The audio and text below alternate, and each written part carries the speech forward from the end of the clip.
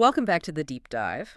We're tackling a really fascinating and pretty high stakes question that you asked us to look into. It's a big one. It really is. The question is, does the subjective human mind, uh, does it actually create our, life-size reality? Right. Not just the tiny stuff. Exactly. We all know the basics from quantum physics, how the act of observation can influence a single electron or collapse its waveform. Hmm. But the real question, the one you wanted us to dive into, is how does that scale up? How does that little lab phenomenon affect my job or my relationships or the house I'm living in? And that's really the mission for today. We're moving from observing one tiny particle to observing, well, organized matter on a huge scale. Oh, huge scale, yeah. And if we accept the premise that everything at the atomic level is basically energy and information, Okay. then the challenge isn't really if consciousness can affect reality, but how it creates uh, a coherent effect at our level. So we're looking for the bridge because, let's be honest, the scientific community it's deeply divided on this, whether this quantum effect applies to a stack of papers on your desk. It is. And the sources we're looking at, they argue that because matter is 99.999% energy and information, Right. the sheer volume of organized atomic structure in your environment, your desk, your house, even your body, it still operates under the same fundamental laws. In this model, consciousness isn't just a passive observer. It's an organizing force. An organizing force. Yeah, if your consciousness is scattered and stressed, your reality tends to reflect that chaos. So to create a new desired life, you have to change your inner organizing principle. It's the way you routinely think and feel.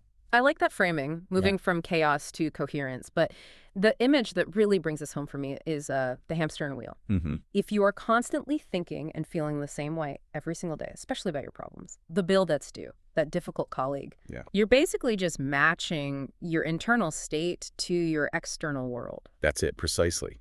That repetitive cycle of thinking and feeling, which is an exact mirror of your current life, it just reaffirms that specific reality. Yes.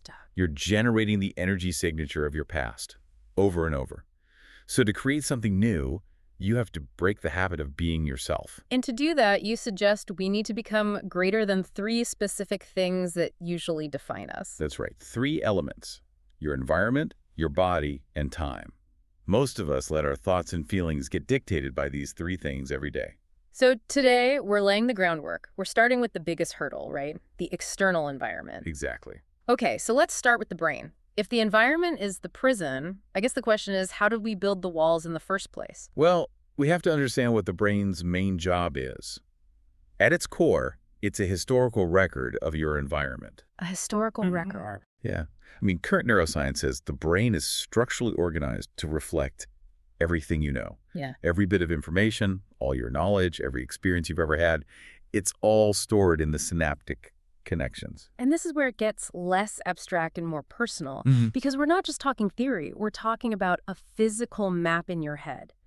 The things stored in these networks are memories of the people in your life, the things you own, places you've been. The actions you've mastered. Right. All these memories of people and things and places are literally wired into your brain. So your brain is structurally a precise record of your personal past. It's equal to your environment. And that structural reality creates a very powerful feedback loop when you're awake. How so? Well, you open your eyes, you step into your familiar world, and all that external input, the sights, the sounds, it activates those familiar pre-wired brain circuits. Ooh. And this triggers an automatic response. It causes you to think and react in ways that match that environment.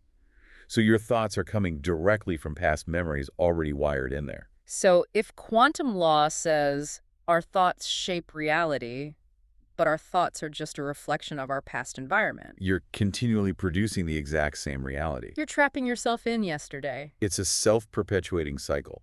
The sources call it the remind process. Remind. Yeah, basically your external cues, seeing your spouse, your favorite coffee mug, your commute, Mm-hmm. they act like these powerful triggers. Got it. They force the revival of old neural patterns, and they pull the past self, with all its emotions, right into the present moment. So your environment is literally controlling your mind. It is. And because your brain is a record of the past, you're always thinking in the past.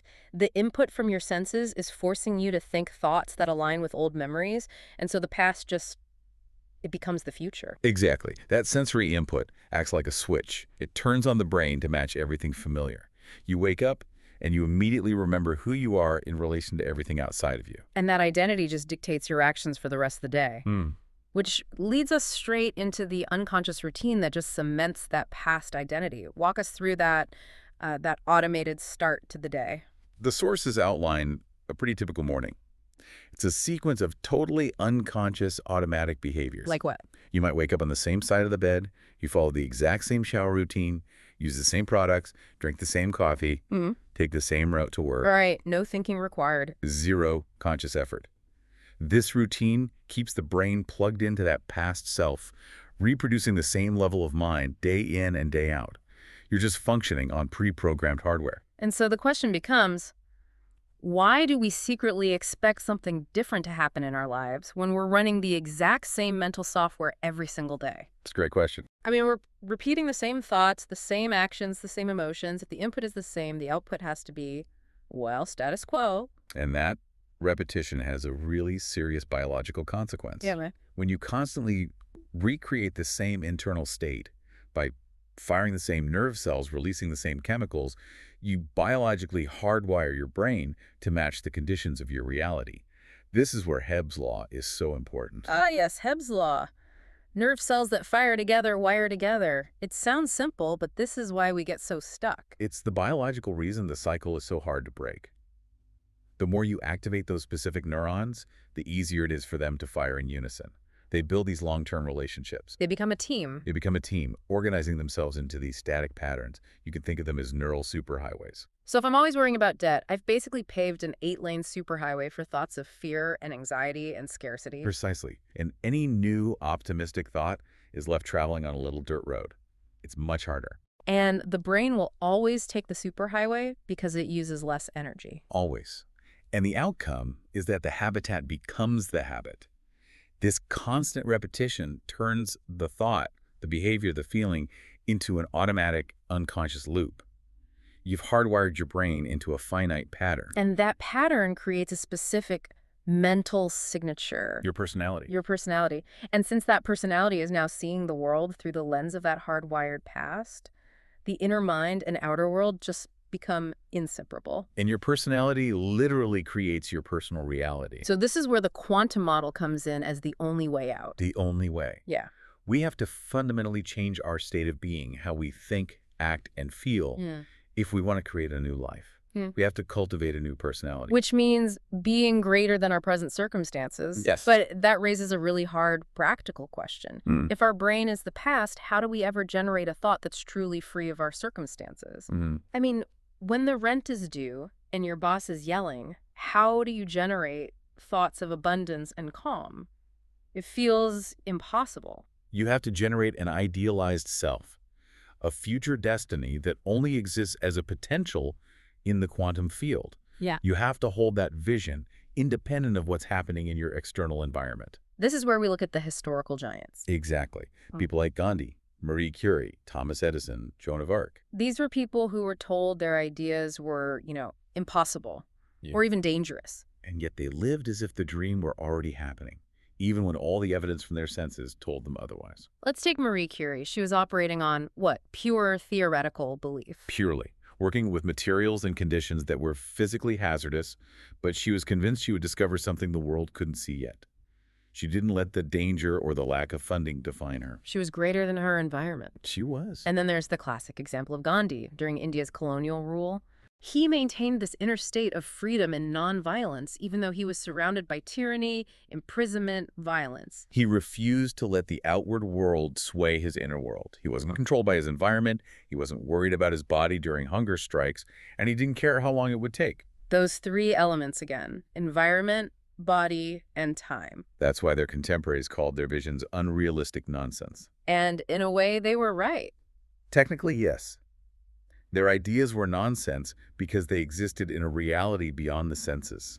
The future they wanted hadn't happened yet. So the insight here is pretty simple, but profound. Greatness is being able to hold a dream, a coherent dream, independent of your environment. That's the key. Which brings us to the crucial part.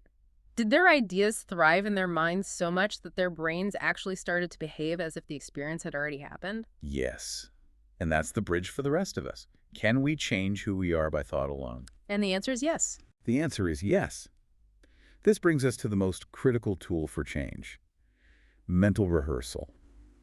Neuroscience proves we can change our brains and our behaviors, our attitudes, our beliefs, just by thinking differently, Without anything changing on the outside. without anything changing externally.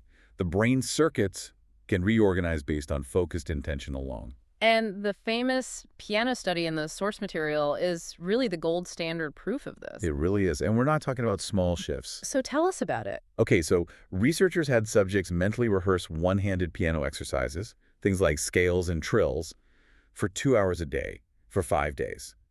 They never physically touched a piano key. Not once. Not once.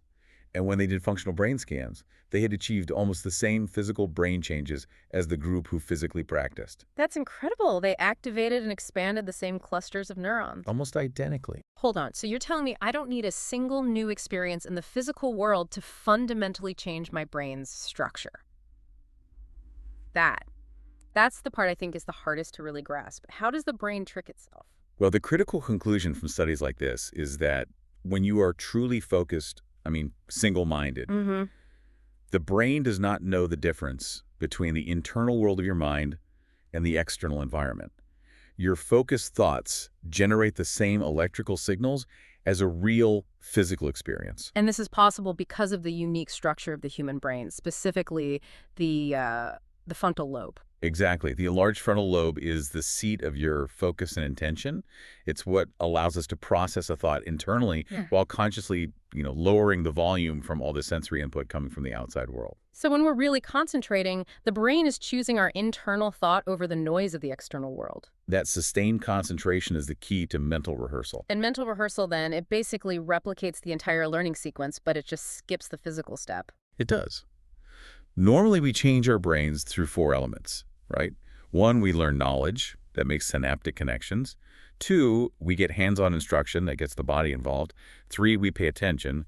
And 4, we repeat it. So mental rehearsal bypasses the physical instruction part? It does. It uses the frontal lobe to focus so intensely with that sustained attention and repetition that the thought becomes the experience. We are creating the neural hardware for the future without waiting for the environment to give us the stimulus. Wow. So the outcome is that by repeatedly thinking about a better way to think or act or be, you are literally installing the necessary neural structures. You're building the new superhighways. You are physiologically preparing yourself for that new reality. You're cultivating the mind ahead of time so you're ready for the challenge when it comes. So you're preparing your brain to behave in alignment with your intention before the event even happens. And when the opportunity finally arrives, you don't default to the old past self. Your new neural map just kicks in, almost automatically. So the ultimate takeaway for you, our listener, is that the goal is to change your brain. So it's no longer just a record of the past, but it's actually become a map to the future. A map to the future. I like that. When we change our mind, our brain changes. And when we change our brain, our mind changes. It's this powerful feedback loop that we can now consciously direct. And that capability leads us directly to the next very profound question that the source material gets into. Okay. If we can change our brains ahead of a physical experience, if we can set up the circuits for a future reality, this raises a really important question about the other elements we have to overcome. The body and time. Right. Can we change the body to look like it, too, has had an experience ahead of the actual circumstances? Is the mind really that powerful? Can it overcome the body's deep chemical emotional programming? That's where we're headed next.